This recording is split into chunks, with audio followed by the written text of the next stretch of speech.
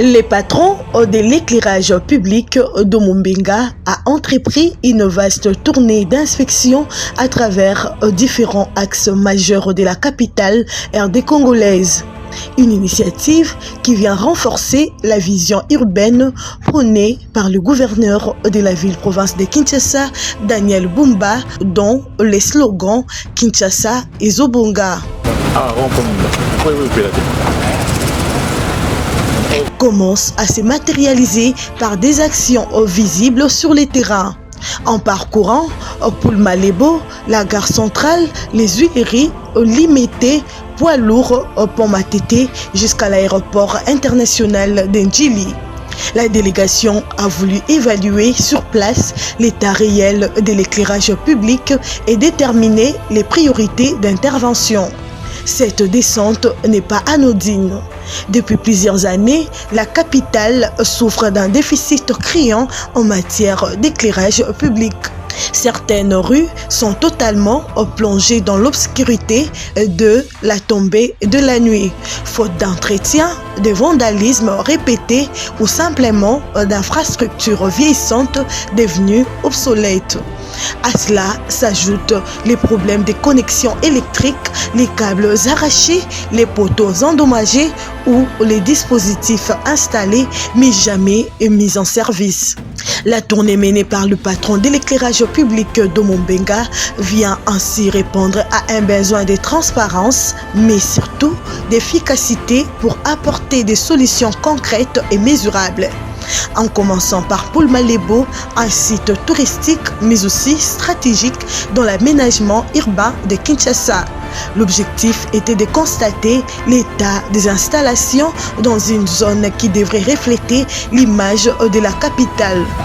À la gare centrale, l'un des plus grands carrefours du pays, la délégation se heurtait à la réalité d'un trafic dense nécessitant un éclairage optimal pour faciliter la mobilité nocturne et réduire les risques d'accidents.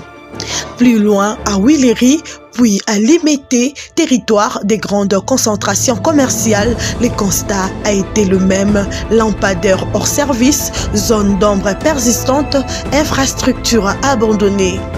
À Poids lourd, au poumon logistique de Kinshasa, la situation demeure préoccupante, surtout pour les transporteurs et les travailleurs qui opèrent jusqu'à des heures avancées de la nuit. Les passages au Pont Matete, un site souvent pointé du doigt pour ces problèmes récurrents de sécurité, étaient d'autant plus indispensables pour envisager l'installation ou la réhabilitation urgente d'une ligne d'éclairage moderne. La tournée s'est achevée à l'aéroport d'Ndjili, porte d'entrée et de sortie de la ville où l'éclairage doit répondre à des standards élevés non seulement pour la sécurité des voyageurs, mais aussi pour l'image de la capitale aux yeux de visiteurs internationaux. Au-delà du simple constat, cette descente constitue une démarche politique et technique. Politique parce qu'elle s'inscrit dans la dynamique de la nouvelle gouvernance urbaine initiée par le gouverneur Daniel Bumba qui veut faire de l'amélioration des services publics un pilier de son mandat. Technique parce qu'elle doit permettre de collecter les données réelles, d'identifier les priorités, de planifier les travaux et d'évaluer les coûts d'intervention nécessaires. Mais comme le souligne l'expérience du passé, l'efficacité de telles opérations dépendra de plusieurs facteurs.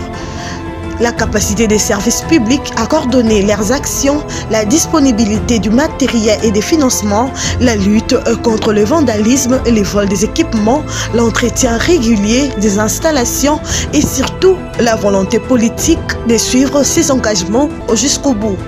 Dans une ville de la taille et de la densité de Kinshasa, l'éclairage public n'est pas un luxe, c'est un enjeu de sécurité, de mobilité, de développement économique et d'aménagement du territoire.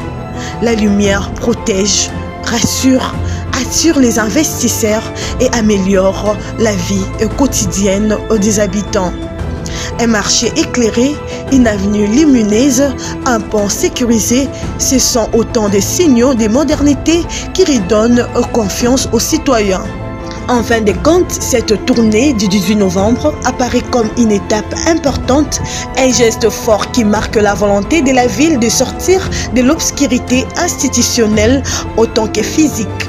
Toutefois, les Kinois attendent désormais la suite des lampadaires qui fonctionnent réellement, des avenues qui brillent la nuit, des quartiers où la lumière devient un endroit et non un privilège, pour que Kinshasa et Zobunga ne soient pas un slogan, mais une réalité visible et durable.